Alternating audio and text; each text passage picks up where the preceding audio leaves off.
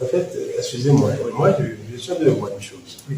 Est-ce qu'il n'y a pas quelque part une analyse qui a été mal faite? Selon moi, c'est que les entreprises, nous avons quelques entreprises au Bénin. Je prends les entreprises de BTP par exemple. Ils ont des besoins cruciaux. Que ce soit en technicien et en BTP, c'est vrai, nous formons déjà des techniciens en BTP, mais aussi des techniciens en mécanique, en maintenance des engins.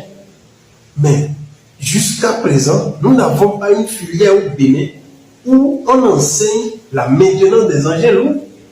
C'est vrai qu'il y a une université à Kétou qui fait les machines agricoles, qui enseigne déjà les machines agricoles. Ça, c'est déjà bien, ça va résoudre un problème pour l'agriculture. Mais il y a aussi le BTP. Nous sommes en pleine construction, notre pays est en plein essor de construction avec l'actuel gouvernement.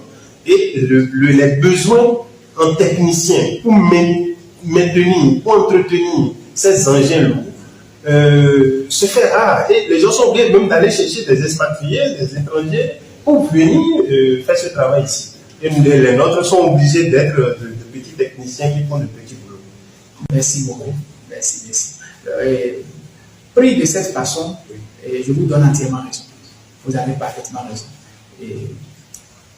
Qu'est-ce qu'on remarque souvent?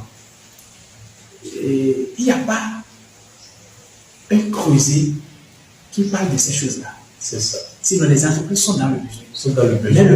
Mais la plupart du temps, ces entreprises arrivent à se débrouiller avec ce qu'ils ont sous la main. Je vous donne un exemple. Et nous, tout le long de notre cursus, on ne nous a jamais appris à effectuer la maintenance des groupes électrogènes. Voilà un exemple. Voilà. Mais moi, mon premier boulot en entreprise, c'était sur les groupes électrogènes. Et je ne devais pas faire pied fini. Donc c'était à moi-même de faire des recherches. D'aller toucher les aînés qui nous regardent à travers sur les groupes électrogènes. Et ce sont ces aînés qui nous ont donné le nécessaire. Et nous-mêmes maintenant, avec notre propre curiosité, quand on va devant les pannes, on prend le temps de fouiller, de comprendre. Oui, tel aîné m'a dit que ne peut pas faire telle chose. Tu profites de l'occasion, tu cherches à voir telle chose dont l'aîné a parlé. Est-ce que ce n'est pas ça? Et avec le temps, c'est sur le tas que tu deviens expert de la chose.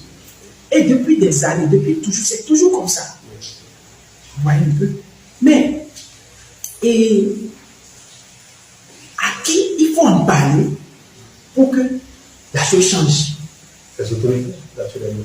Nous avons des autorités qui sont